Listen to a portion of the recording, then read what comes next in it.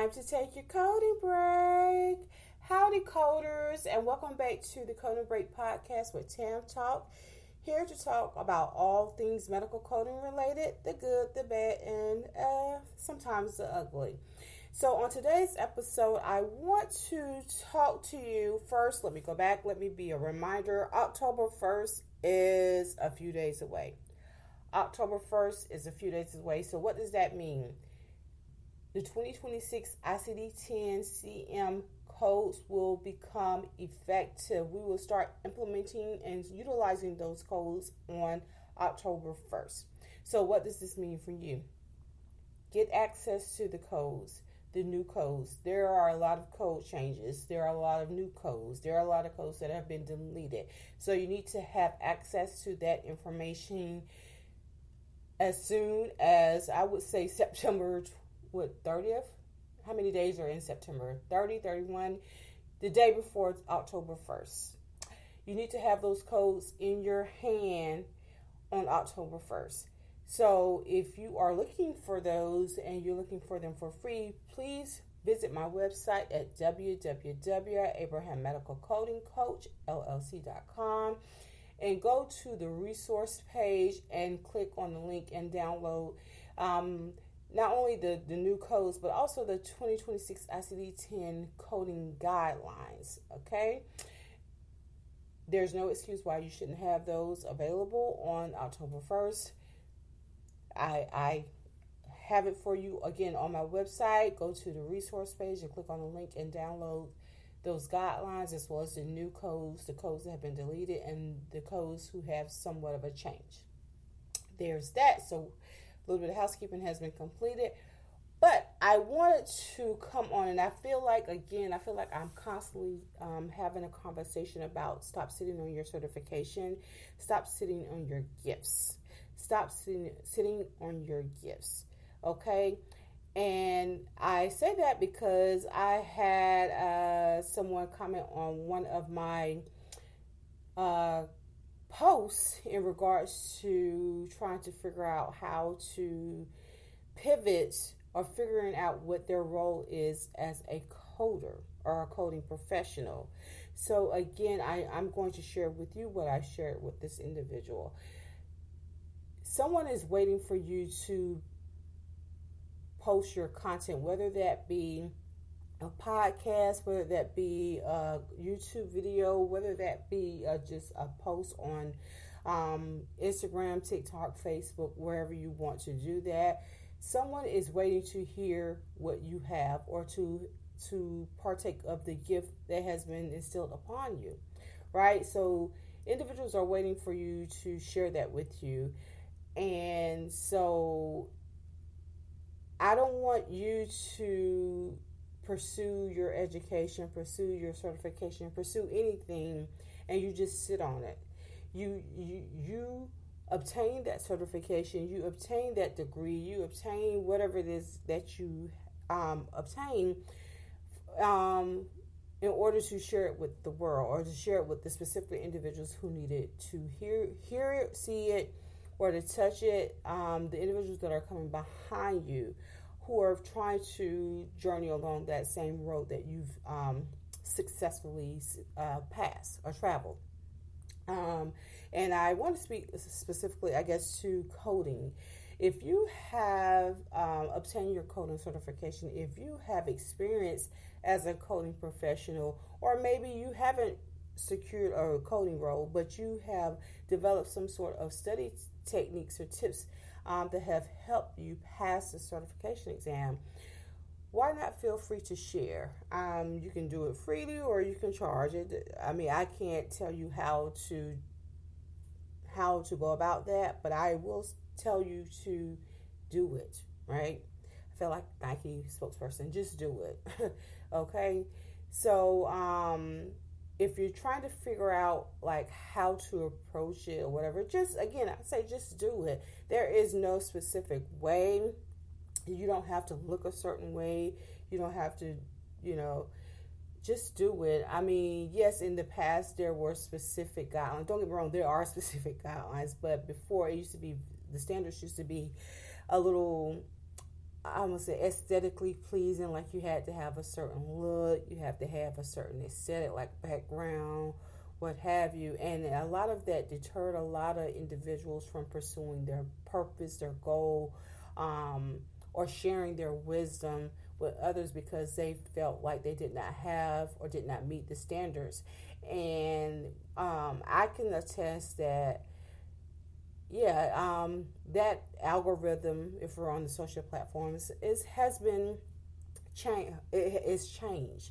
Now individuals are going on just showcasing whatever or sharing their wisdom with individuals, and I'm one of them. Like if I feel the need or if I feel led to share some wisdom, and if I'm in my car and I'm wearing a hoodie, I'm going to pull out my phone and pull out my camera and I'm going to start recording regardless of how I look. Of course, I'm going to wipe my face and make sure I don't have any crumbs, around my mouth if I've been eating. But I share the wisdom to individuals because you never know who needed to hear that.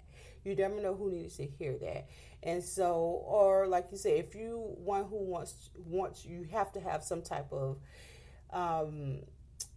guidance, like you want a visual. Okay, well, create a visual. I've seen individuals pull out their coding books and record their coding books, and they're talking, so you don't even see them, but you see the book, and that's okay.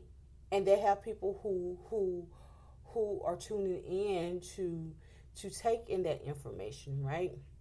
So there's many ways that you can share your information, your wisdom, your skills with individuals, especially online. The internet has made it so easy for individuals to share, or I would say even to monetize their gift to the world. Again, in the coding realm, I've witnessed individuals. I've even shared recordings of pages in the coding manual as I'm talking about.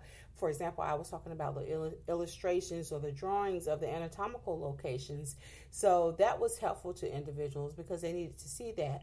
One went as far as to ask, where was it located? Which book was it located in? So that's what I did. So you don't have to be on camera if you are camera shy. You can do a podcast such as what I'm doing now, or you can record, and you don't have to be in the camera. You can record the information, the tool, the resource that you're discussing or referencing to get your point across. Again, in the same video where I was in my car and I'm wearing a hoodie, I was talking about things that I wish my coding instructor had told me, and I had a book from my book club that I was reading, and I used that book as an example. Although it wasn't a coding book, it was just served as a focal point to share or to show that if you do have the coding book, you can reference that coding book, right? Specific pages within that coding book. So again, and it was, people were, I want to say taken, they liked it. Excuse me, lost some words there. But you see how I messed up and auto-corrected my verbiage?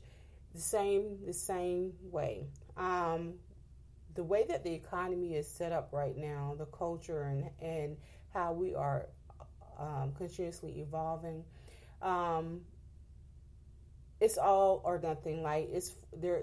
The algorithm is looking for authenticity. They're looking for realness. They're looking for something positive, right, to share that can help many people, especially if you're a coder or coding instructor. You can share it with individuals who are looking to pursue their coding certification or to strengthen their skill set as a coding professional. And it's also, to me, it's fun to create content because I'm creating it because it's a fun release for me, and then I'm also educating the masses on coding. So your format can be whatever you want it to be. It can be like, say, you can do it via audio podcast, you can do it via long form video, YouTube, you can do it in short videos, TikTok.